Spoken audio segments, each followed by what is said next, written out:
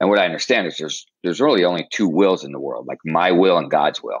It's not like I give up my will. It's impossible to give up my will. I was taught from my mentors was that it's really about me aligning my will with God's will.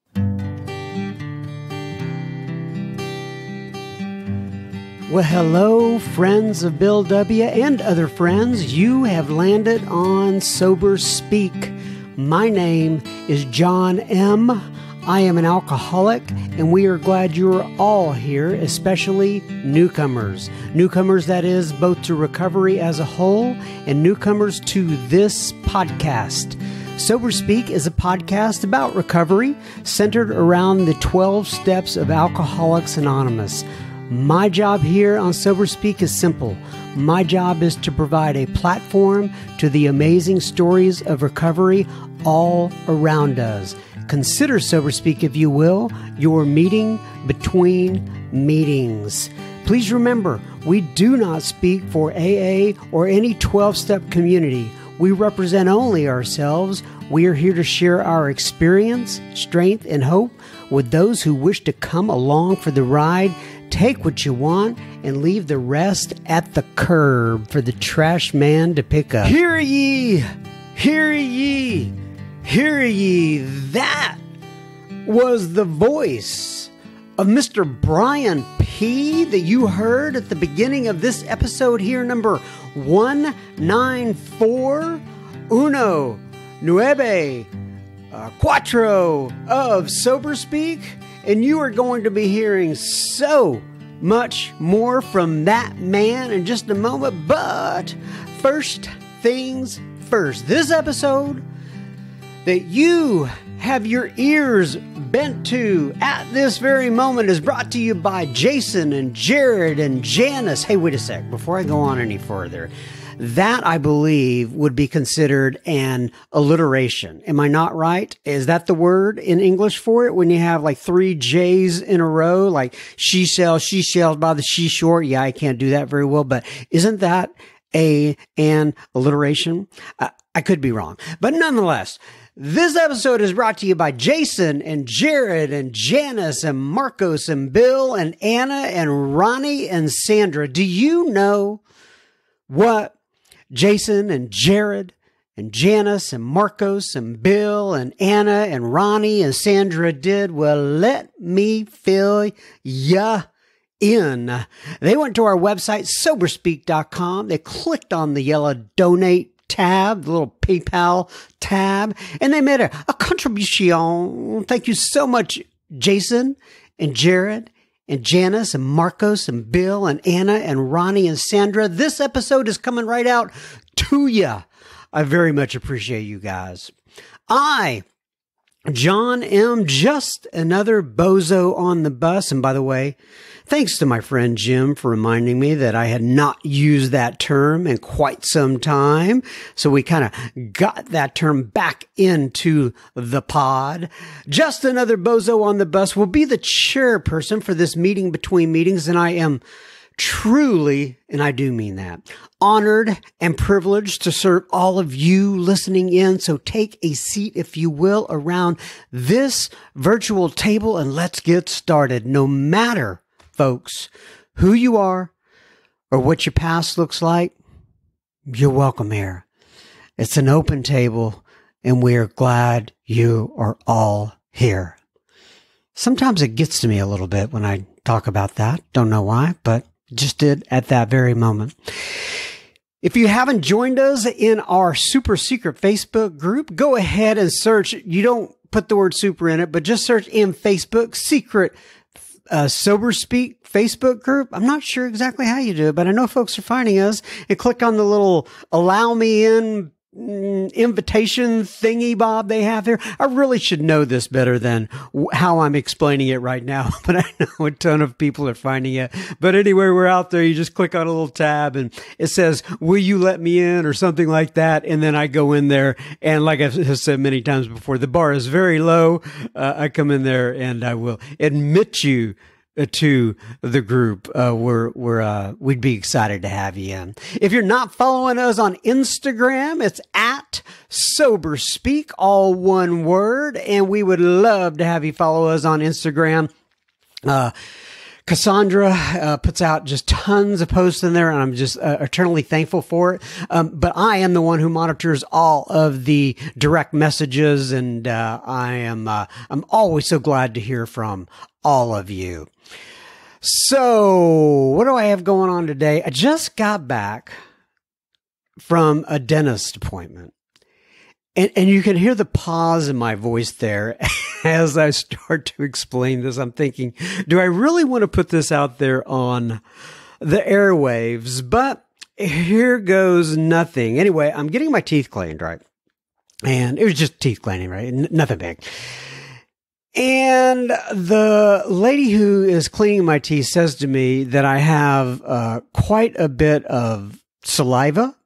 And the doctor has told me that before. He says it's kind of good news, bad news when you have a lot of saliva. Apparently, it keeps your teeth clean. I don't know how it does that. Keeps them from having cavities and all that kind of stuff. I can't explain it to you in a scientific way. I just know this is what they're telling me. And hey, I'm buying it, all right? And so they both told me that. And I said to the hygienist, I said to her, you know, I wish I had known about my extra active saliva glands when I was young and single, and I would have been using that as a pickup line in the bars. I didn't know exactly how she would react to that. I'm not even sure it makes a lot of sense, but anyway, I have all these images in my mind I'm not going to go over right now, but I can tell you that she thought it was funny, and so I just thought, maybe I'll share that when I start recording in a few moments, but there you go. That's my dentist story from the day. Appreciate you guys listening. Now, if you are new to the program, please don't tune out immediately. There is quality stuff that comes not from me, but with the guests I have on a consistent basis. They put out some real quality stuff. And there are a lot of people, I'm sure, who just hit that fast forward button right at the beginning of these episodes every week. My friend KCW tells me he does it just so they don't have to listen to my gibberish. And I completely understand. All right. Let me move on from my extra active saliva glands. Oh, I know you're jealous. I know you're don't tell me that you're not. But nonetheless, all right. Do you fancy yourself a writer? If you do, I would love to have some writing content from you for Sober Speak that we will put in the blog section. Now, I have put this request out uno tiempo in the pasto. And I got one person reply to me, and it was the lovely Rebecca T. In fact, she even signed her blog post. Rebecca T, home group, Friday Women in Recovery, Christchurch in Aotearoa, New Zealand. I don't know how you pronounce that. I'm going to go with Aotearoa, but I'm probably way off. Nonetheless, Rebecca wrote a wonderful post. And what she did is, at my request, she took one of the episodes that really struck a chord with her. It was one of the Bill C episodes. And she wrote a whole blog post on it using that particular material and just basically summarizing what Bill had said during his guest appearance on the pod. And she did a great job, a fantastic job. And I'm so thankful that she did that. But then I kind of let it drop, and I didn't have anybody else really write back in that they wanted to do it. But if you're out there and you are a writer and you would like to contribute some content, as they call it, to the Sober Speak website, I would love to talk to you about that. Just write me at John, JOHN, at soberspeak.com. I think there's several different ways you could do this, but I would love to have that. And if you go out to the website right now, soberspeak.com, and you click on blog, you will see Rebecca T's post as an example out there. So anybody out there who is willing to write some content and we can put it on our website, it would be absolutely fantastic. You can obviously sign your name to it. I can't put your image out there just because of what we do with Sober Speak here, but I can put your name to it. And if you want to put your home group or whatever, you can do that as well. So that's it. And I have a couple of pieces of listener feedback on the front end here because we had so much on the back end. I wanted to go ahead and highlight a couple of different pieces on the front end. EJ DM'd me on the gram. And for those of you uncool folks who are joining for the first time and you don't know what DM means, it is direct message. And if you don't know what the gram is, well, of course, that's Instagram. Because I have a podcast now and I'm cool, know these kind of things. Anyway, EJ writes in, she says, "Hi, John M. Thank you so much for your podcast! ! It's been so inspirational to me as someone who is 7 days sober." God bless you, EJ. "I was wondering what happens and how I can access the back catalog of episodes. I've noticed that the ones before number 92 have disappeared from the website and Spotify. Thanks, Emily M." Oh, I guess she goes by both Emily M and EJ, but nonetheless, so I got her all fixed up. Basically, I'm glad she noticed that because and there was something technical that happened here and the lovely Mrs. M went in and fixed that. And then all of a sudden, all of the episodes are available on the website, on Spotify, and wherever you listen to your favorite podcasts. And so we got her all fixed up and she wrote back. She says, "Thanks, John. I've really come to rely on Gary K's podcast as a daily ritual to listen to as my meeting between meetings. I couldn't thank you enough for providing this platform for people to share these stories." Well, God bless you. You are quite welcome, Emily. I appreciate you writing in and thanks for giving us the heads up on that. Hannah writes in from Sweden and she also DMs me on the gram and she says, "Hey, John, I just started listening to your podcast on Spotify and so far I'm loving it." Well, I hope that continues for you, Miss Hannah. She says, "I am very new to sobriety and I am just starting to accept and understand the ways of AA and have a good long road ahead of me, but listening to your voice and the stories of your guests make me feel a lot less alone. I look forward to listening to more in a big heart." She says, "I am currently preparing for Dry July." I didn't even know Dry July was a thing until I heard from Hannah, but I'm glad it is. Anyway, she says, "I'm currently preparing for Dry July, which will be the longest period I have been sober since I was 18. I am now 31. I am confident your podcast will be along to hold on to in the wild stream ahead." Smiley face. Thank you so much for your wonderful podcast and for bringing a smile to my face. Lots of love from Hannah from Sweden. Miss Hannah, your English is incredible. Okay, so my Swedish consists of saying terms like Sweden. That's pretty much where it stops. God bless you. I know you're going to do wonderful in July. Keep me posted. I know the listeners would love to hear it as well. All right, now, everybody, on to the featured speaker of the week, the semana. Do I have that right in Spanish? The semana? I believe week is semana, if I'm not mistaken. Anyway, we are on to Brian P. Brian has been on the program before, and I've had a lot of you write in and say, "Hey, Brian was absolutely fantastic. We'd love to hear him talk about the steps."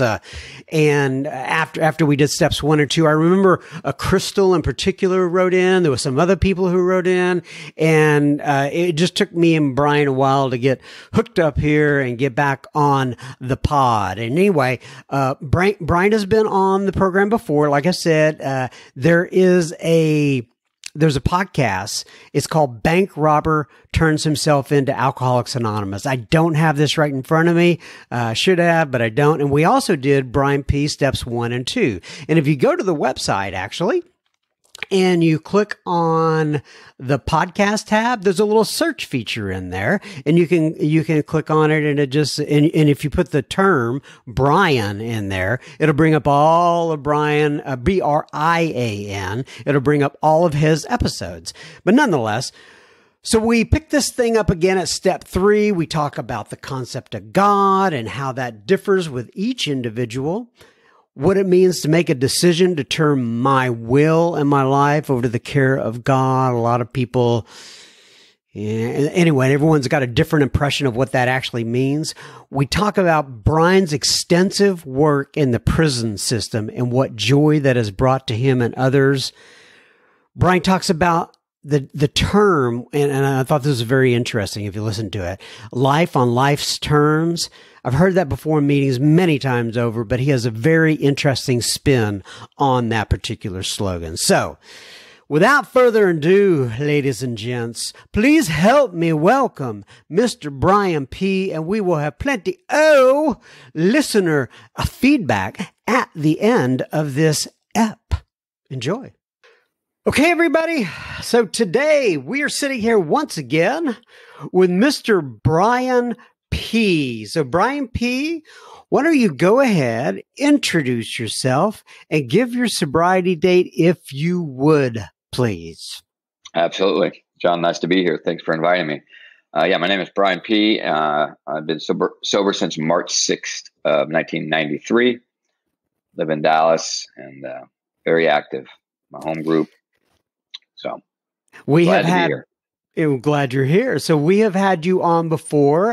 For those of you, you may recognize Brian P.'s name. And if you want to catch his first episode we did, which was basically his story, it was called, let me think about this, Brian. Bank robber turns himself into Alcoholics Anonymous is what I believe it was on, about all your escapades. Yeah, that was your title pick. That was my title pick.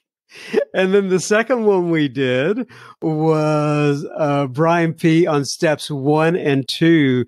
And that was at the beginning of this year. And I've been just busy with other guests, and I haven't had a chance to get you back on, but we finally were able to get some time set aside for both of us. I know you're a busy guy as well, and get you recorded again. I had a lot of people write in and ask me if I could do some additional steps with you.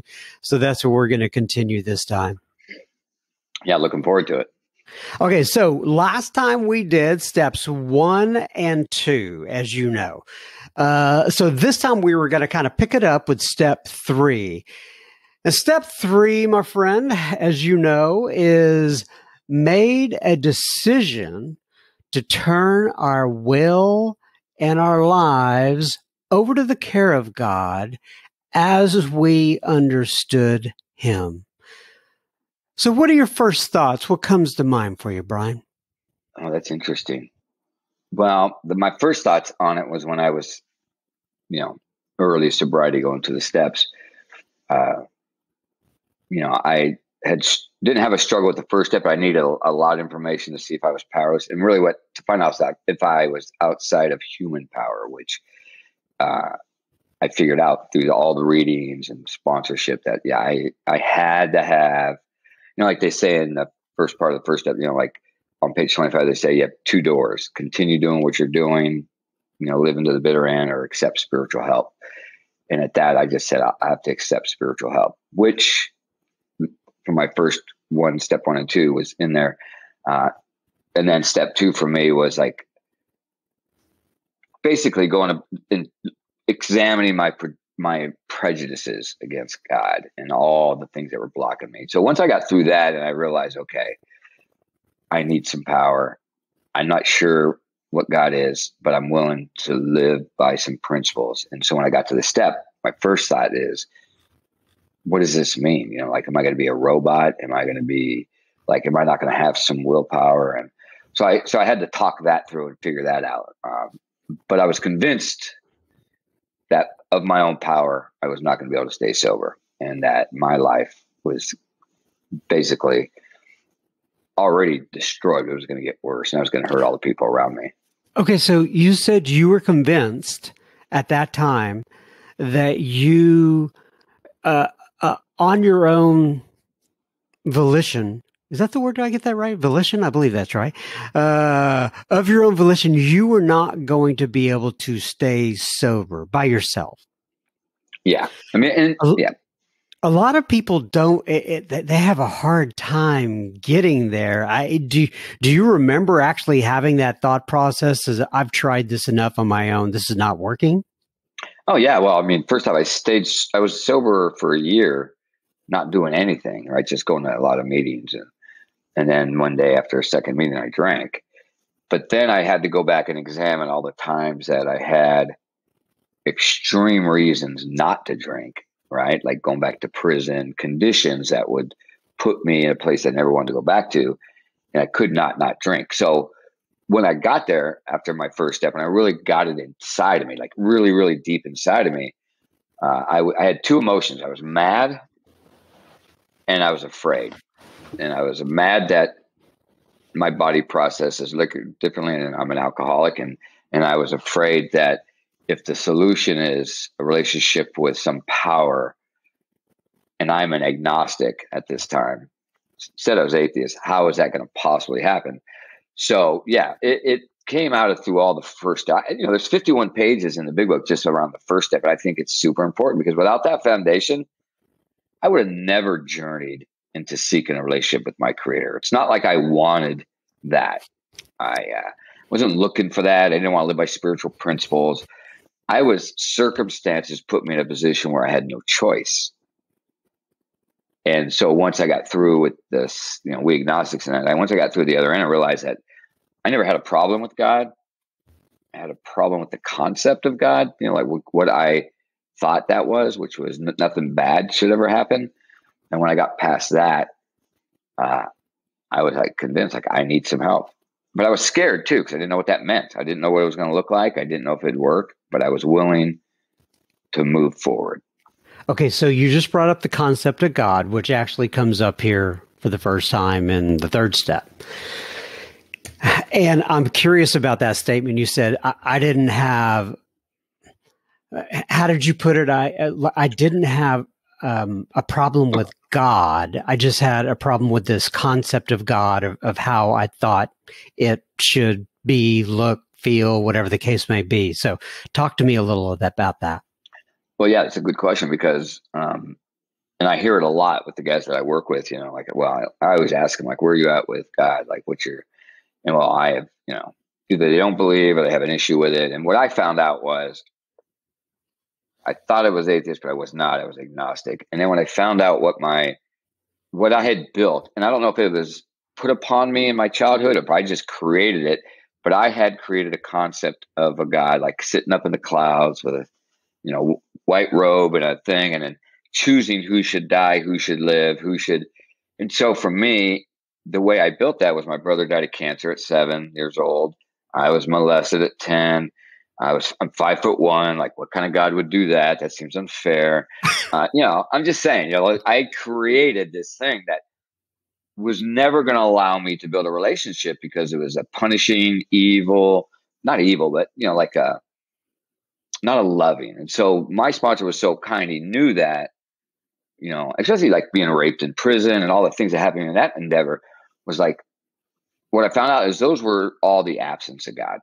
God was not present there. People didn't invite him. So I started from a fresh point. He said, what kind of concept of God, if you're going to build a relationship with any God or higher power, give me what that would look like. And I said 2 words, loving and non-judgmental. And I started to examine that what I had before was God that didn't care, wasn't interested. And, because we all have come in with different ideas, why would a 7-year-old child get cancer? Well, if God is so powerful, why would he let that happen? So I started to have to step back and say, I created some concept that I could never really build a relationship with. And so today, which is really going back 28 years where it started, is my concept of God is love, just love. And it's not more complex than that. Okay, so let's break down the third step a little bit. The first part of it, made a decision. When you think about made a decision and when you did make that decision and maybe going through the third step for the first time, do you think that that made a decision is kind of a one point in time? Do you think it's a thing that we constantly go back to? Yeah, I think it is a constant. I think in the beginning for me, it was a decision right then to, I was convinced I needed power. So now I'm going to make a decision to turn my will and my life over to God. And what I understand is there's really only two wills in the world, like my will and God's will. Like it doesn't, it's not like I give up my will. It's impossible to give up my will. And so I was taught from my mentors was that it's really about me aligning my will with God's will. Because I still have to make decisions. There's still things. Self-will, I think, is the greatest gift that was given to us, that we can make decisions. And so when the third step prayer, there's no amen at the third step prayer, which is interesting, right? If you read the third step prayer in the big book, there's no amen. The next amen is the seventh step prayer. And some will say, and nobody really knows because you have to do a seance and bring Bill Wilson back and ask him. But so there's a lot of ideas. And I was taught that because there's no amen in the third step prayer, and there's one at the seventh, step 3 through 7 is one continuation of a prayer. But then I was in the prison system doing third step prayer with about 15 guys on our knees. And it hit me that maybe there's no amen in the third step prayer because that's a continuation. That's every day. And then when you read later steps, it talks about every day I must turn my, will and life over to God. Which means, it's a hard endeavor because we're human, right? So we make decisions and we're impulsive. But it was that starting point for me, like, okay, I'm going to do this. And if I'm going to say one thing about that, because after you, and maybe this is a little early, but after you do the third step prayer, it states, just because you did that prayer, if you don't do 4 through 9, because the decision is like, I'm going to make a decision to cook dinner tonight. I got a recipe and I'm going to do that. That's a decision, right? I'm going to cook it. But if I just sit in the decision, and I sit at my table and I don't go up and get the ingredients and all and I don't follow the directions, it's not going to happen, right? So yeah, the decision is like, okay, I'm finally going to do something. This is what I'm going to do. But the action to basically make that decision come to fruition is 4 through 9. I mean, that's what it says in the book, and that's what the experience is, because, I'm going to take a little bit of a rabbit trail here in that you mentioned about, you mentioned about, in the prison systems and, doing your third step, on your knees with 15 other guys or so in the prison system. Can you talk about your work that you have done, why you're drawn to that? I have a pretty good idea, but what have you done in the prison systems? So in Texas, it's a little different. So I'll tell you living in the state of Maine, I was about 6 years sober, 5 years when I got that. I started getting able to be, and this is the way it was. I never wanted to go back into the prison. I wanted to go do jail work and maybe detoxes. But where I lived in Maine, I was 20 minutes from about 5 penal institutions, which kind of I opened up to, like, right, the maximum security, medium, the minimum. Basically, this place that was a transitional place, and then a couple other lower levels. And I got a lovely woman who was the area corrections chair in Maine who stalked me because she heard my story. And finally, I filled out the form, and then they denied me. So it's kind of like, I don't want to go to your party. I just want to be invited to your party, that kind of thing. Because I don't, that's just how my mind works. Anyway, when they declined me, then I went on a writing campaign to the governor, all this stuff. And they accepted me finally. And when I went in, there was a gentleman named Don P. and Tom I. from North Carolina who told me, because I was frustrated. There was just a meeting and there was there was nothing changing or transformational, because they had their own meeting there. And then those two gentlemen told me on the same day that maybe you should start a meeting separate and take men through the steps and have a transformational spiritual awakening happening while they're incarcerated. And that process lasted for 15 years, where I went in twice a week. to the maximum security and the minimum. And I took groups of men through the steps and started off small, 3 guys, 2 of them finished it. And they're still, one just finished 22 years and he's an active member in Maine. He was my very first guy I did a 5th step with in there. And he's like a dynamite member of Alcoholics Anonymous. And the other guy is what they say greatly improved. He hasn't been back, but and the other guy quit in the middle of it. And so I did that. And what happened is that it grew to where there may be 10 guys, 15 guys coming to my group on Friday mornings. And then I would just take them line by line through the big book. And when we got up to the 3rd step, most of them made it through there. And then we would kneel and do a 3rd. And I always said this, John, this is interesting, because I wanted to be aware of the environment I was in. And I would say, look, if I'm with you on the streets or sponsoring you, I do a 3rd step this way. I kneel, we hold hands, and we read the prayer together. I said, but I'll give you guys the option. We could just read it together. We could stay in our seats, or we can do whatever you guys feel comfortable. Because there was a glass, inmates could see into the room. I wanted to be just really no one, not any time. And I probably did over 50, maybe 75. I don't know how many 3rd steps I did. Not one group ever said, let's do it a different way. They all said, we want to do it how it's done on the street, regardless of what anybody says as they walk by this room. And if you want to experience power of a group of men pulling all the chairs back and circling up, and guys who would never interact with each other on the yard, holding hands and reading a 3rd step prayer, was amazing. Wow. I can tell you a story. Well, go ahead. Let me read this little break here real quick. We will be continuing our conversation with Brian P. in just a moment. Just a reminder, you're listening to Sober Speak. You can find us on the World Wide Web at soberspeak.com. There you can find approximately 190-ish other episodes you can listen to for free. You can also find the donate button on our website, which you can use if and only if the Spirit moves you to do such. Please keep in mind, this is a podcast funded by you, the listener. Sober Speak is a self-supporting organization through our own contributions. We are not allied with any sect, denomination, politics, organization, or institution. We do not wish to engage in any controversy, neither endorse nor oppose any causes. All right. Now back to Mr. Brian P. You said you were going to tell a story?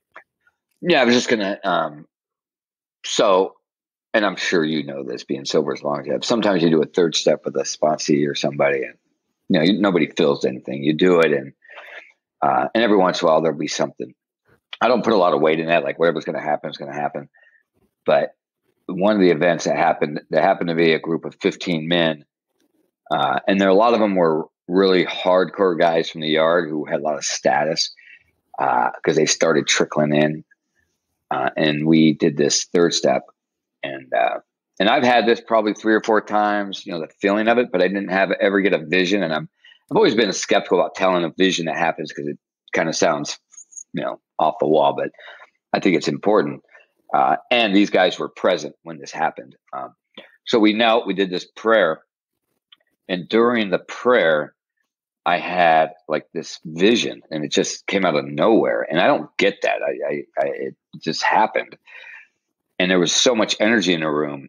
And when we stood up, somebody said, I don't know what we just did, but like, there's something going on here. And I said, well, because I told them there may be nothing or there may be something. And I said, well, I just had a vision of what AA really is. And I said, I'm almost afraid to tell you. It was quick. And he said, what was it? And so here's what happened. The vision I saw during that prayer was, I'm in this dark forest of alcoholism, right? And it's just lost, right? Can't get out of it. And a guy I met, happened to be Ken W., my sponsor, walks up and says, you want to get out of here? And I said, more than anything, he says, and follow me.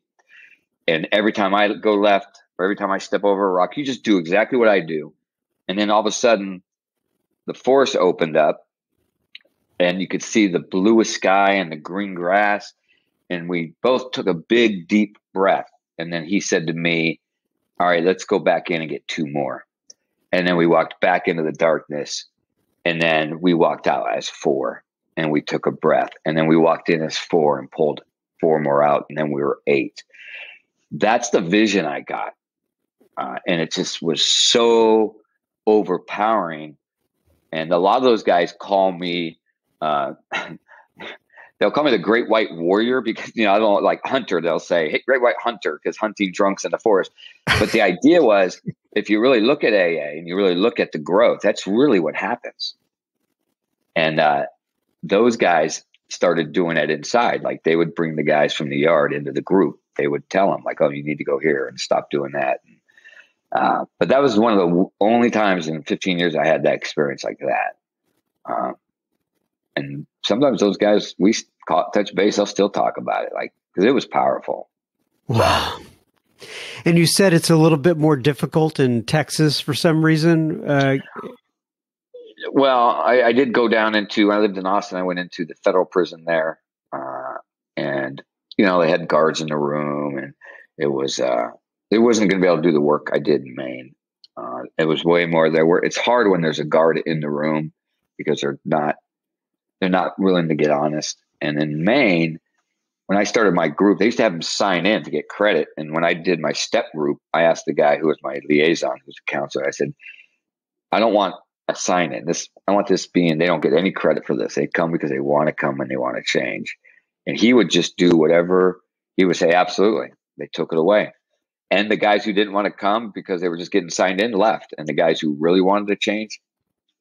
And we were able to do we did 3 AA conferences in that prison, like 3-day conferences, like Friday. It's like a regular conference, like a roundup, like Friday, Saturday, and Sunday. Wow. And I'm calling guys, these guys, speakers, big shots around the country, said, cash your miles in. I don't have any money, but we're going into the prison to carry a message. And we ate lunch in the chow hall with these guys.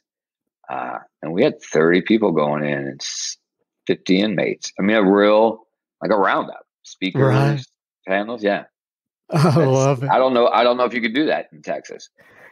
Maybe, but. All right. So I diverted you, that's fine. which I'm glad I did, because that's an incredible story, Brian. It really is. Okay. So we'll go back to the 3rd step here. So when you think about the 3rd step prayer, right? Is there any piece of it that kind of stands out to you? Do you want to dissect it? What are your thoughts? You obviously talked about the experiences you've had around that 3rd step. What do you want to talk about with that 3rd step prayer? Okay, let's go there. 'Cause I was going to start before there, but now that you brought it up, let's look at this. So it's interesting because when you read the book, people think the 3rd step is the prayer, but that's not the decision. That's just like putting a stamp on it. That's like closing the seal, because the decision is before. It's on the next page where it talks about, when it says, next we decided that hereafter. So that's the decision, that hereafter in this drum of life, God was going to be our director. He is our principal. We are his agents. He is the Father, and we are his children. It says most good ideas are simple, and this concept was the keystone of the new and triumphant arch. So that's the decision I'm making, right? I'm making a decision that God's going to be my father, or he's going to be my director. For me, it was God is my father, I'm a child. Okay, that's how I did it, right? But the 3rd step prayer is just kind of like, and I don't know the right word, but maybe it's a seal or there's some word that's slipping my mind about. It's like, this is an agreement I'm doing, right? You know what I'm saying? Because when I look after the bottom of 62, where it says, that says we decided, right? And I noticed when you look in the book around that, like when it says God was going to be our director, God is capitalized, director is capitalized. He and R is not, and it says he is the principal. He and the principal are capitalized. We is not capitalized. So what they're saying is I'm not in charge of anything. And I'm going to let God dictate that. And then they give me the promises of what happens above the prayer, right? which I think are interesting. And I think they're super important because it kind of draws into what's going to happen once I do that. And then the prayer was more of a seal, like, okay, this is an agreement or whatever, right? A covenant, So, like. yeah, covenant. That's the word. Yeah, and even when you get like further in the book, like to the 8th and 9th step, it says something to the effect of, and I can't remember the exact wording, but hey, it says, hey, remember in the beginning, we made an agreement here that Right. we were going to turn our will and our lives over to the care of God as we understand him. So this is like the beginning piece of the relationship. Right. Then the first part of that third step directions when you see that, because one thing that you'll notice in the big book, there are no directions for the first two steps. Like there's no statement that says you're now at the second step. The directions for the process of recovery starts at step 3, because then it's italicized. And then every step after is italicized, saying you are now step 4. So when I look at the promises before, like if I'm going to make this decision, I do this because I need to do it and I want to do it. The one thing that comes up around that is, and this is like the second promise. I just want to mention this before I go and breaking down the prayer. It says, being all powerful, he provided what we needed if we kept close to him and performed his work well. And so what I used to say was the steps were the work. And then I got taught from a mentor, said, no, the steps are the process that prepares me for the work, because the real work is carrying this message to God's kids. Mm. And so I stopped looking at the steps as work. I looked at it as a process. And then the work, it all prepares me to be basically what they talk about. I'm an awakened spirit. I have tools. I have the ability, I understand it. I understand who I am. I have all the experience to go and help somebody. And so, but I only get to do it if I keep close to him, which then you'll see in 10, 11. And so and I point that because I always thought I'd grow spiritually in step 11, but the real spiritual growth is in step 12. Very interesting. Because step 11 keeps me in contact and opens up my 6th vital sense, my intuitiveness, but the power, and I believe this to be true, and I think Bill knew it, there is immense spiritual growth when I give my free time. There's nothing, I'm just giving freely, sitting on my patio, taking a gentleman through the steps. I mean, that I can never get my time back. And for me, I've experienced more spiritual growth from that. And the man said this, he said, I said, I really want to know God. He said, yeah, you want to know God? Get to know his kids. Mm. And the more I've gotten to know God's kids, so when I'm sitting in a prison doing a 5th step or even doing a 3rd step with a guy who society has thrown away, nobody loves him, and it's just him and me, knee to knee, and all the tattoos and all the muscles to block him, right? When he opens up his heart, God is right there. And I'm telling you, when you have a guy who's 6'2", 6'3", 240 with FTW, carved in his forehead with a knife, when he falls into your arms crying, you get to experience God. So I'll tell you what I like about this prayer. And I'll read it and I'll break it down on my experience. It says, God, I offer myself to thee to build with me and to do with me as thou wilt. So basically what I learned from that is it's not my business. Wherever God wants me to go, and when they talk about vital 6th sense, going in around step 11, when they talk about this vital 6th sense is intuitive, the whole goal is for me to open up the channel so I can hear God's whispers. And when I can pay attention to the whispers of God, because God has whispered some things that make no sense. Like, you need to call so-and-so. And when I do that and don't question it, but for me, I got to have that channel open, which, we get in the 4th step. I'll tell you the story of Frank Buckman, the founder of the Oxford group, because that's where all that steps come from. But so basically I'm just going to, I'm let God do with me what you want. And I ended up in Texas because I ended up in Maine. I ended up in the prison. None of these things I created. They were just, events that happened, and I sat with it. And then God said, this is where you need to be, my son. Which is scary because then that scares us because we're control freaks. We want to control where I'm going to be and what I'm going to do. And to live by truly intuitive thought is a really challenging thing for Okay. everybody, probably. Okay. So let's park it there just a little bit, because as you know, you start talking to people about living by intuitive thought and clearing the channel and then listening to God and going with the flow and stuff like that. The words are easy, but sometimes it's really tough to internalize, and it's tough to, look at how that manifests itself. So can you talk to people, either give an example or talk about how that manifests itself in your life? Sure. That's actually a great question, because I do speak of, I'm glad you brought that up. So I believe everybody's had we call it conscience, like when we're kids and we're doing something wrong and we feel this certain way, that I should do that. That to me has become for me an intuitive thought from the power that loves me, right? And I don't debate that, but we've all have that. We all have something internally when we're about to do something like, I shouldn't do that. Okay. And I'll give you some examples of living on the other end and paying attention to it.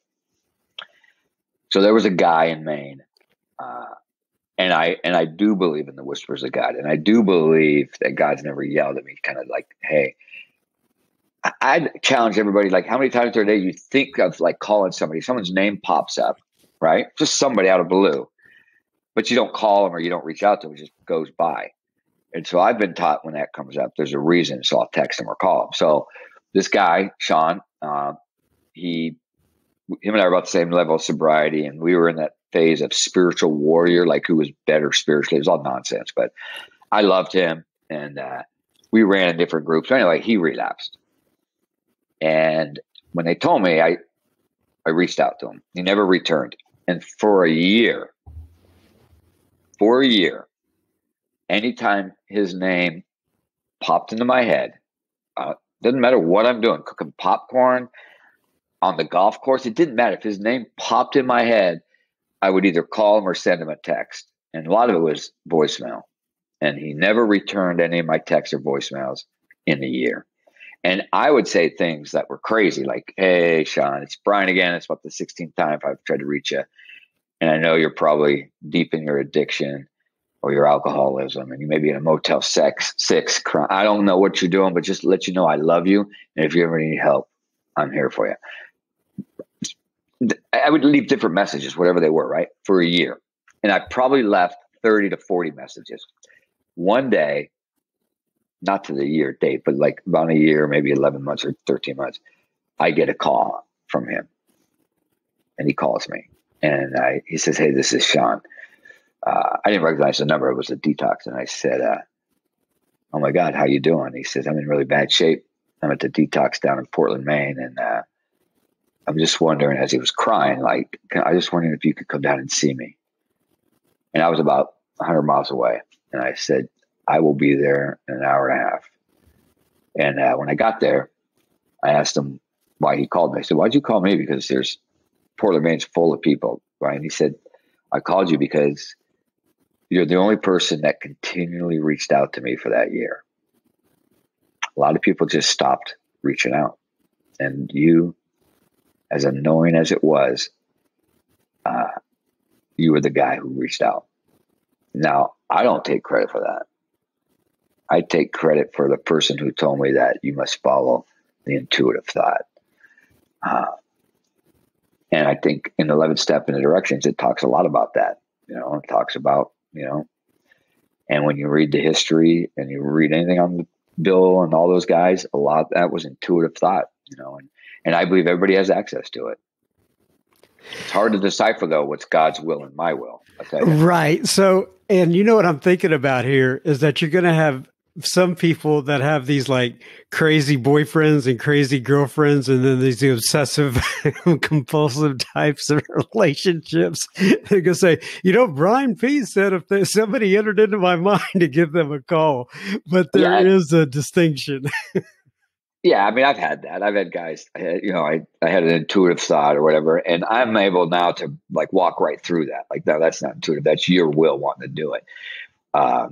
And yeah, even I in the beginning, when I was newly sober, right? If I went to the coffee pot I mean, I would sit down. There's a girl at the coffee pot.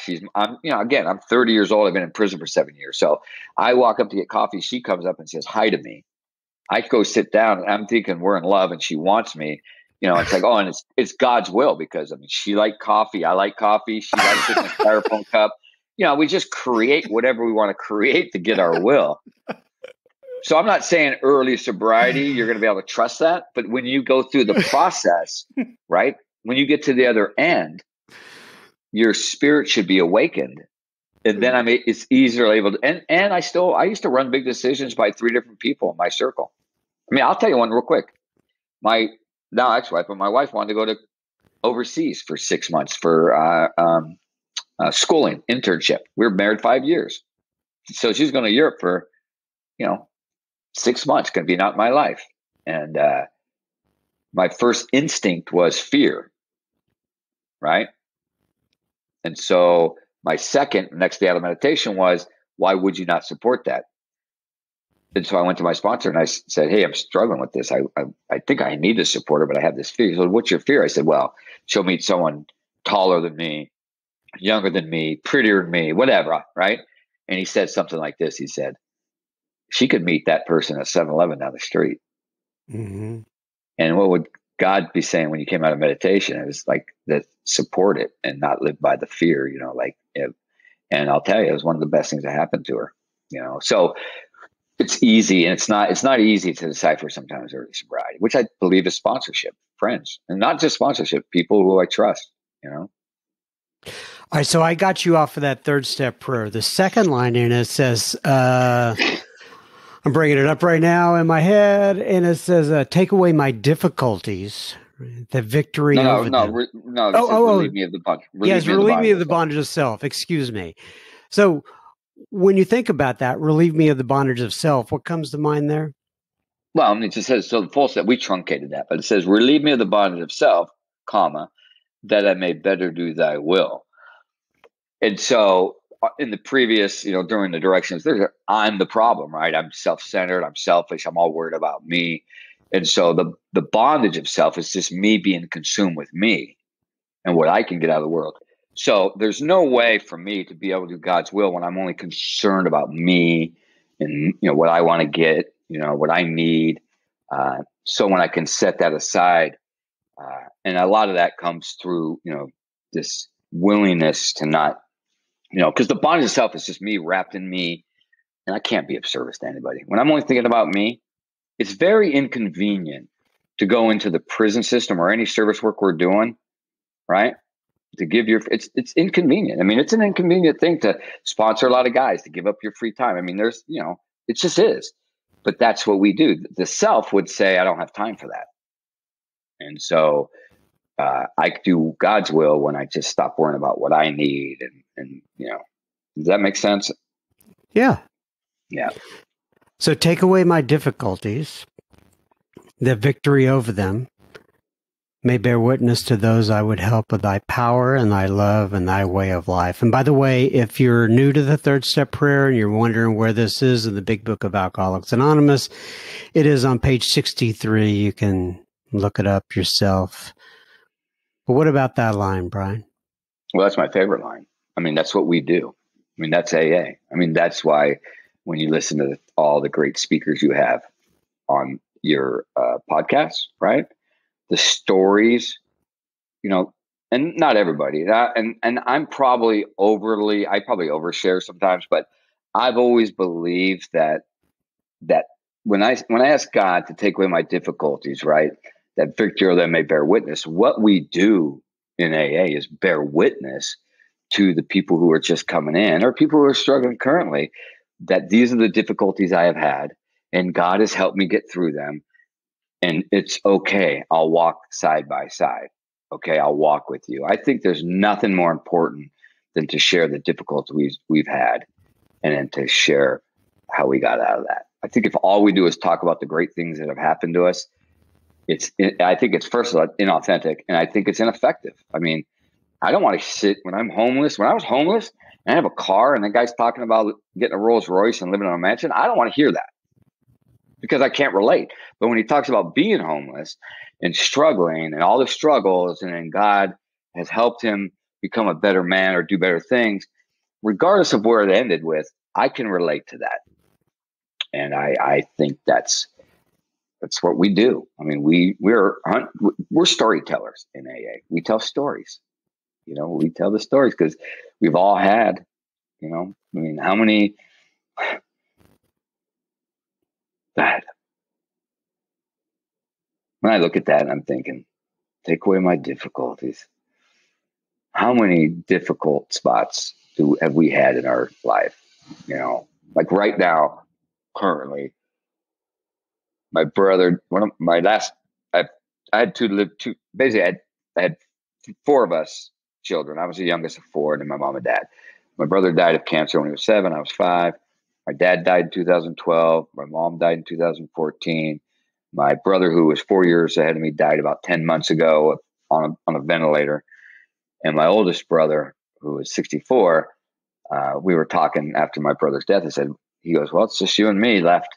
And then 3 months later, he gets diagnosed with stage 4 glioblastoma. There's no cure.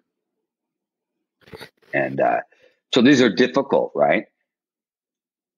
And if my prayer for God is, let me know what you would want me to do, which is just support my brother and love my brother and guide him through this process and support his wife.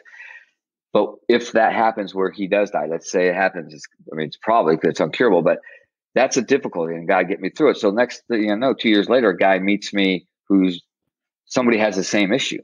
And if I don't have an experience to share with him about that and how I got through that, I can't be of service, because life happens. You ever know the phrase life on life's terms? You ever hear that? Mm-hmm. I believe that's not I don't believe in that phrase, right? I believe that life has no terms. I set the terms. I decide what's acceptable, what's not acceptable. Life just unfolds the way it unfolds.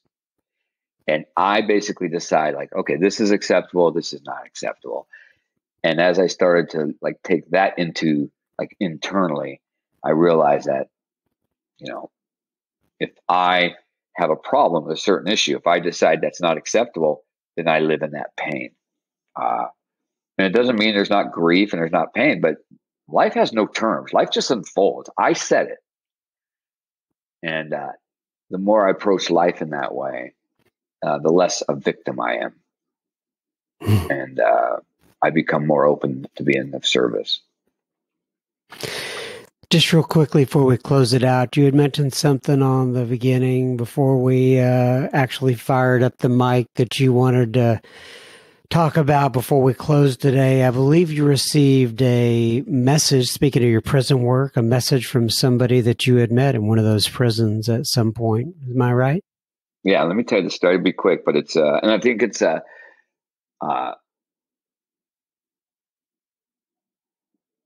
adds to the value of why you do what you do, John, right? Because without this would not have happened. So I met a guy, I sponsored a guy in the prison system quite a while ago. He was one of my groups. He was in my group. A lovely guy, lovely kid. He was much younger than me, but he had a real experience in prison. And then I moved to Texas before he got out. He got out and was going to meetings, but he just didn't get connected. And he wouldn't call me. He just would say, I'll call you, but he wouldn't. I'm in Texas. And anyway, about a month ago, maybe a month and a half ago, some girl I don't know, sent a messenger on Facebook and said, are you the Brian, P, who helped so-and-so, right? My friend Jake in prison. I said, yeah, that's me. And she said, he wants to get your number because he's back in the county jail and he would love to talk to you. I said, absolutely. Gave him my number, or gave her my number. And then he calls me and I'm talking to him, and I love this kid. You know how it is, John, when you meet some kid, you sponsor them when they're younger than you just kind of inside, they're super, super kind and loving. And he had some tortures in his life. And I said, what's going on? And he told me basically he got out. He was mad at God because God moved me to Texas, which I think is just ridiculous, but he was mad and he couldn't connect with anybody. And he started going backwards, and eventually, he relapsed, and then something happened and he ended up back in jail. potentially going to go back for a few years. He was on parole. And I said, and he said, I'm really, really mad at God. Because I asked him, I gave him some direction to do some prayers. He said, dude, I really am mad at God. And I said, okay. I said, well, let me ask you a question. Why did you reach out to me? He said, well, I was here a week and I was mad at everything, mad at the world. And I saw a big book on the table and I picked it up and I started reading it. And I realized all the memories over the 5 years that I knew you, where you would come in every week and work with us, and all the guys I even sponsored. He said, I just realized that those were my happiest times. And I went back to my cell and asked God, like, help me, I need help. He goes, 3 hours later, they give us access to these iPads so we could listen to sober podcasts. He said, I had never listened to one. I had no idea about them, but they told me there were 16 options on this podcast. He picked Sober Speak. He doesn't know why, he just picked it randomly. And when it came up, I was the second name down on that list. And he goes, I just burst into tears because and I said, well, let me tell you, first off, I'm not on any other podcast except that one. And I've only done 2 talks. And now you want to be mad at God. And yet the moment you asked for help, you got an iPad, you picked the most random podcast, and I was on there, which got you in motion to call me. And the loving story, on Friday, he gets out Monday, and instead of going to prison for 2 years, he's going into a sober living program in the town where he used to be with guys who I worked with in the prison system are now like they're counselors and they're advocates for inmates. And that was not supposed to happen. I got little chills up my spine from that one, Brian. Well, I say thank you for starting Sober Speak, because that would have never happened. Wow, it's all of us together, my friend. I get it, but I'm glad God can make his little nods sometimes, and create the right circumstances, and he allows bozos like me and you to play a small part in this little game he's got going up there, and I'm just thankful for that. Well, but just say, if you didn't invite me, so there's like so many things that you're responsible for, John, that you don't even know. And I know God drives you. Yeah, I appreciate that. But here's what you don't know is that the way that I found you is that I met somebody named Jenny, who's on the podcast, who who had invited you to Citywide. And she said, hey, you ought to go listen to this guy have a tape. And I was able to actually go listen to that. And then who knows who turned you on to her. And it's just one big tapestry that God weaves. That is right, my friend. All right, let me go ahead and read page 164 from the big book. It says, abandon yourself to God as you understand God. Admit your faults to him and to your fellows. Clear away the wreckage of your past. Give freely of what you find and join us. We shall be with you in the fellowship of the Spirit, and you will surely meet some of us, like me and Brian P., as you trudge the road of happy destiny. May God bless you and keep you until then. Well, once again, Brian P., thank you for coming in here and sharing, and we're going to get you back on for more steps at a later time, okay? Yeah, thank you for the invitation. It was an honor. God bless you, my friend. Thank you, Brian P. Once again, we will look forward to having you back on the pod at some other point in the near future so you can share about the rest of the steps and the rest of your experience, strength, and hope. Always enjoy spending time with you, and I know the listeners love it as well. If that had a positive impact on you, would you please pause your device, hit that little share button, and share it with a family, share the episode or the podcast as a whole with a family or friend, family member or friend is what I was trying to say. A family member or friend, it may be just what they need today. Now, on to a little bit of a listener feedback. Barry B writes in, and Barry B says Hear ye, hear ye. Darn and diddly John, I love the new intro. Big smiley face. And then he says, it reminded me of the Simpsons episode. And he sent me a video link to the Simpsons when they were, I don't know. It was when Homer started saying, hear ye, hear ye. I was not aware that the Simpsons used that as well. It was a great little clip. Thank you for sending that, Barry. And then he says, what a contribution. He's got like 5 exclamation points. Greetings from across the pond, my dear friend. Mr. Barry lives in London town. And then he's got a big peace sign. He says, P.S. John, when something makes you really laugh when recording, maybe like this, it makes me really laugh as well. I thought I'd share that. Oh, that's nice. Keep smiling, laughing, and spreading the good word. Lockdown Barry from across the pond. 6 exclamation points, or 8 exclamation points. I don't know how many it is. It's a bunch of them. And I guess that they are still down. They are still on lockdown over there. You know, I'm from Texas, and I swear, now, I don't want to say it's like it never happened. I mean, you still see masks and stuff like that, but there are a lot of people here who are just kind of living life on the norm, so to speak. But anyway, thank you so much for writing in, Barry. I appreciate it. Caitlin writes in. Oh, and Caitlin, I actually know, well, I know all these people, but Caitlin I know from actually the Frisco group where I attend meetings. Such a lovely, lovely lady. Anyway, Caitlin says, good morning. I hope you had a wonderful Father's Day. This is from quite some time back. You can tell I'm just catching up. She says, I just wanted to let you know the contribution I made yesterday was in honor of my dad for Father's Day. You met him way back before my daughter was born. I do remember that, Caitlin. I do. She says, I love that him and I have sobriety and Alcoholics Anonymous in common. It is a special thing to share. It is, Caitlin. And I can tell you that I know that there are a lot of people out there, a lot of women and men who wish they had that to share with either their mother or their father, and it never occurs. So I'm glad you cherish it so much.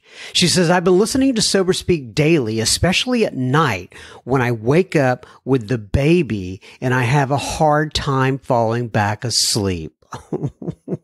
Sometimes I just need to hear another alcoholic tell me everything is going to be okay.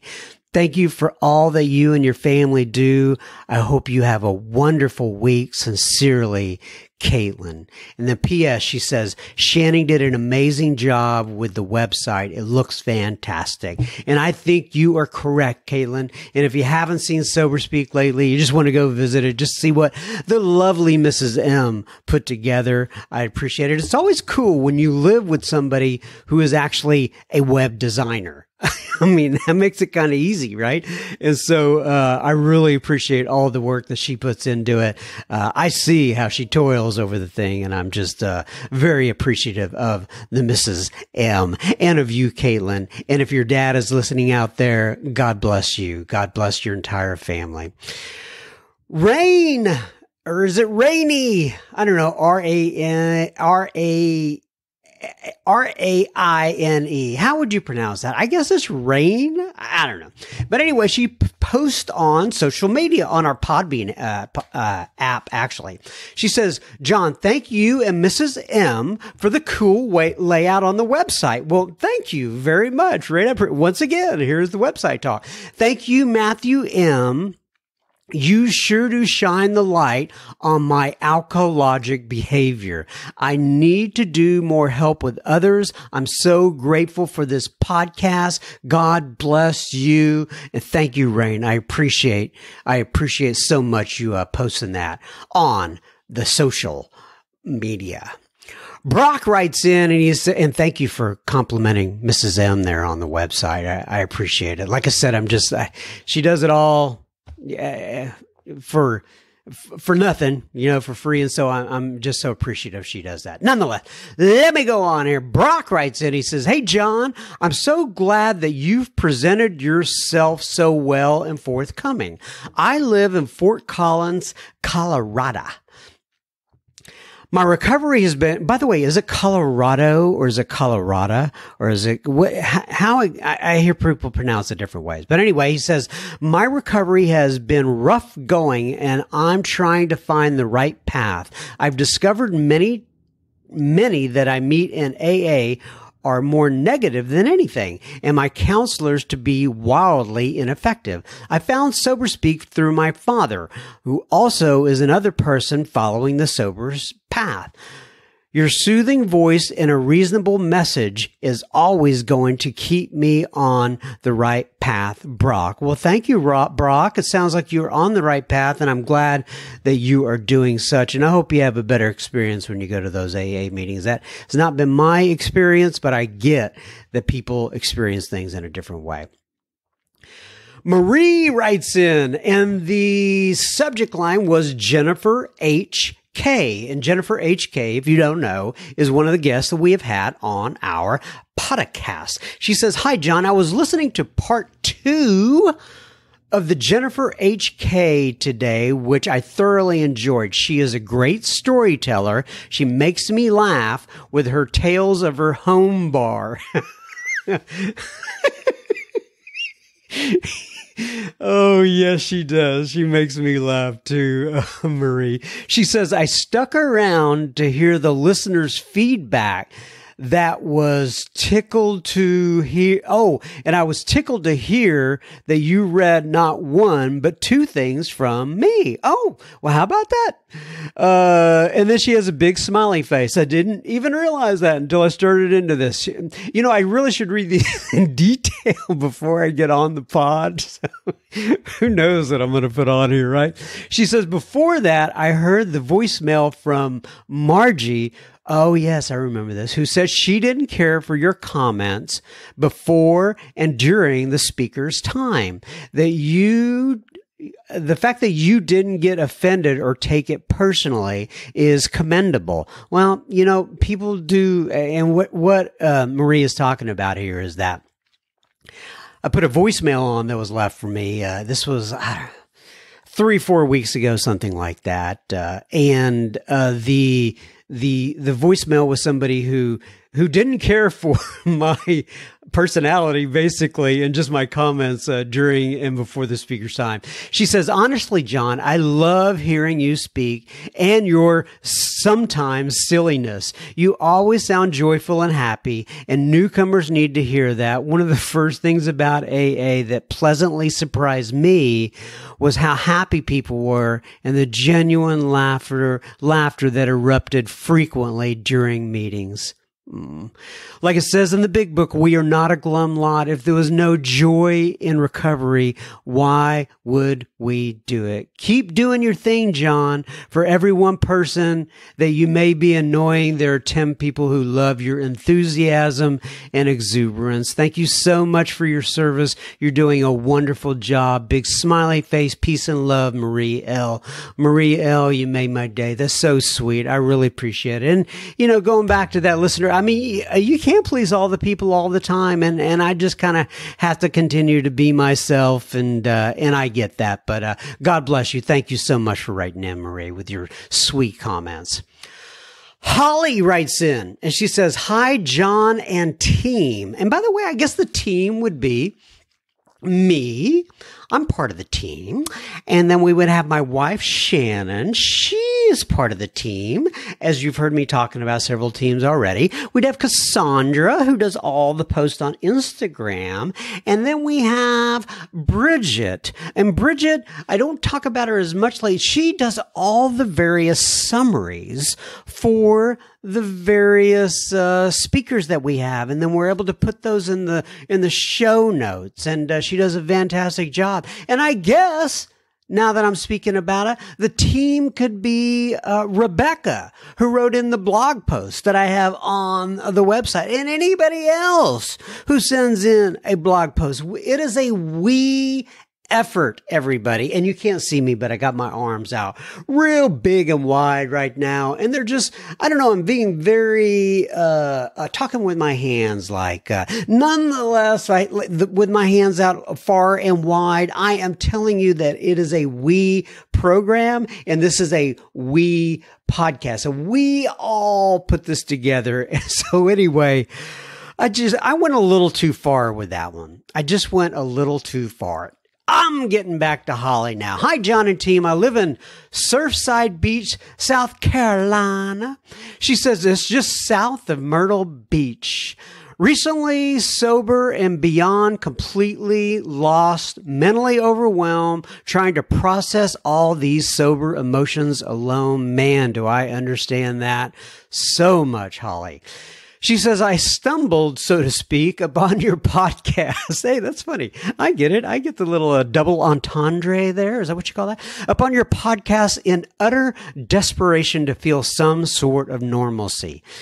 Your works have since inspired joining our local AA community and family here. Good for you, Holly. I cannot believe I struggled for this many years without help. I want to thank you for everything you do and your team does. It may seem like a thankless job, but there are so many of us out there who wouldn't be alive without you. Forever grateful, Holly M. Oh, golly, Holly.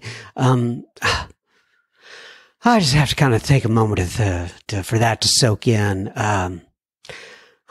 You guys are wonderful. I mean, I don't know what to tell you. Thank you, Holly M. And I'm glad that you found a local meeting. And, you know, as I've said many times, okay, but those of you who are new listening to this podcast, hear me out. If you have the choice between listening to my silly little podcast and actually going to a meeting, please go to a meeting. This is not a substitute, it's a meeting between meetings. And I realize that there are some of you in situations where you cannot get to meetings. And this truly is a substitute, and I'm happy to provide that. But if you have the chance between going to a meeting or listening to my podcast, I beg of you to go to a meeting and get involved locally with your folks there wherever you are. And if you have the choice between contributing financially to my podcast or actually going to an actual meeting and giving money there or giving money to Alcoholics Anonymous or whatever recovery group that you're in, please give there. That's the right thing to do, because those are the people who have the boots on the ground. Holly M. in Surfside Beach, South Carolina. Thank you for writing that. It just simply is, you're incredible, and all you folks who write in are incredible. Jared writes in, and Jared says, hi, John. Well, hello, Jared. He says, I recently found your podcast and it's been a lifeline. You have some amazing shares. I was on a 4-hour drive recently to Cornwall from my home in London. Oh, you're right out there where Barry is. And the journey flew by with back-to-back episodes. I bet you were driving on the wrong side of the road out there, Jared. Nonetheless, he says, I especially got so much from Matthew M. and love the girl from Berlin. Oh, he's talking about Julia K. I've been in recovery for just short of 5 years. And my journey has been a bumpy ride with cycles of abstinence and relapse. I found a sponsor last year who has taken me through the steps, the Joe and Charlie Big Book way. You know what, Jared? That's one of the first ways that I learned how to go through the Big Book too. And I just love Joe and Charlie. He says, I'm so blessed to have him as my sponsor and that I have finally felt the program working for me, and I started to finally connect to God. I was just telling my sponsor this morning I was feeling disconnected the last few days, even with doing daily Zoom meetings. I am learning instead of staying in that place to do something differently. So I listened to Matthew M. on Surrender 1, 2, and 3, and I felt that connection again. What a miracle. Oh, that's great. I love your positivity and humor, and thank you for your help on my journey. Kindest regards, Jared B. Sent from my iPhone. I probably didn't have to include the sent from my iPhone. But if you know a Jared B. in Great Britain that has an iPhone, you know the person that I'm talking about right now. I doubt there's hardly any other Jared B's out there. But nonetheless, thank you, Jared B. God bless you, your sponsor, and your journey. Amy writes in, she says, "Hi, John M. I found you last night when I couldn't fall asleep in the sweltering heat wave we are experiencing here in Bend, Oregon. I've been through this before. Somebody wrote me in and said it's definitely Oregon, even though it says Oregon. Anyway, Amy says, usually I listen to ambient noise, rainfall, beach waves, but my mind wouldn't shut down. So I pulled my podcast out and searched Alcoholics Anonymous, and I found you. I listened to episode number 192, I think. Lisa, just get in the car. Oh, no, that's Jenny L. She said, I swear she was telling my story. I really enjoyed it. Thank you. I live in Bend, Oregon. My sobriety date is 5/3/2007. I have a sponsor. I am a sponsor, and I am of service when needed. I got sober in Riverside, California, and I came to Bend a year after, and I haven't looked back. Well, thank you out there in Bend, Oregon, for writing in, Amy. I hope that heat wave is letting up a little on Ewans. Ashley writes in, and Ashley says, "Hi, John. My name is Ashley D, and I live in Austin, Texas." Oh, I love Austin. I lived out there for 4 or 5 years. It's a big place where I, quote, worked on my story. I guess that's how you put it. Anyway, she says, my sobriety date is 3/4/2012, March 4th of 2012, and I got sober in Orange County, California. I was 27, a party girl when I got sober. I thought my social life was over. Oh, I can relate to that, Ashley.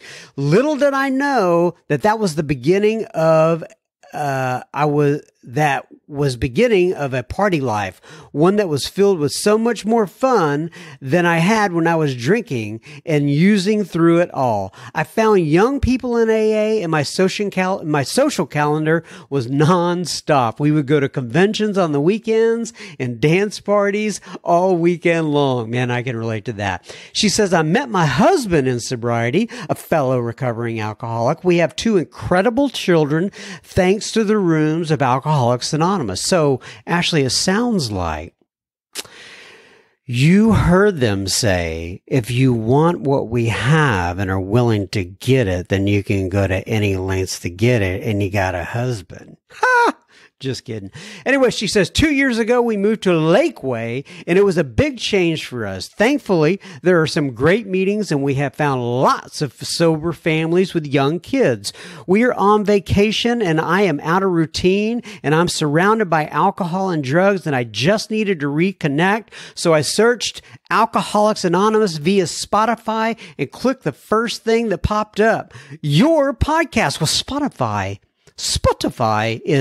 they have their algorithms calculated correct if I'm popping up first. But anyway, she says it was just what I needed to connect me, and I find it such a good shot, as it was the episode with Harris, who I know Harris, right? We have a couple episodes with him, who is also in Austin. I'm so grateful. Thank you so much.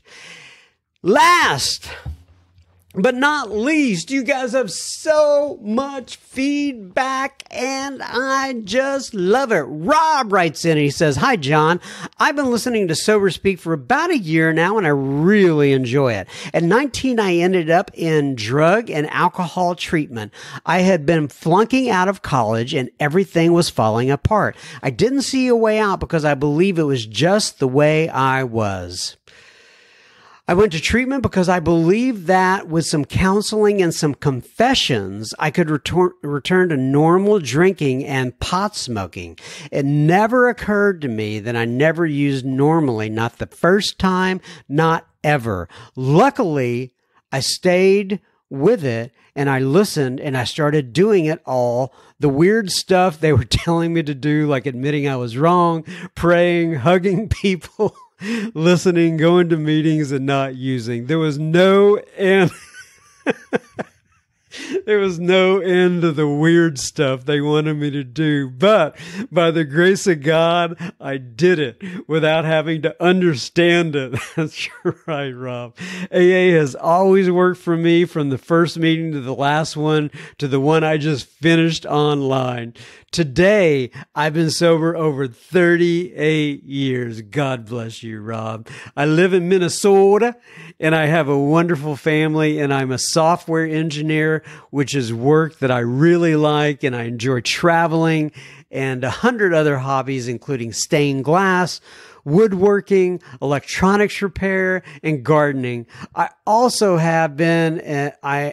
have also been an elected school board member for 17 years, driven by gratitude for all the people that intervened to help straighten me out and keep me on the right path. Thank you, John, for bringing so much of the stories of AA to me. I especially like the ones where the person sobered up when they were young. It helps me to remember those early days of sobriety when I felt like I was reborn. Oh, what an excellent piece of writing there, Rob R. I appreciate that. And as you know, for the people who are interested in,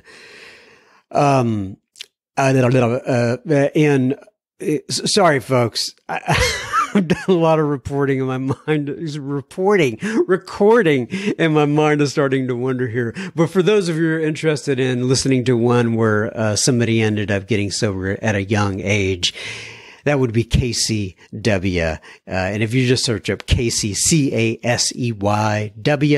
and Sober Speak, I'm sure you can find it, or just go to our website and look for it on there. But he also got sober at 17, and nonetheless. All right. That, folks, is a wrap. Thank you so much for listening in. Thank you so much for all the feedback. Thank you so much for being here with me and listening to my silly little podcast. I really do appreciate it. I take this 1 week at a time. I'm hoping to be back next week. God bless you. Keep coming back. It works if you work it. And we'll see you next week, hopefully. Adios. Keep coming, keep coming.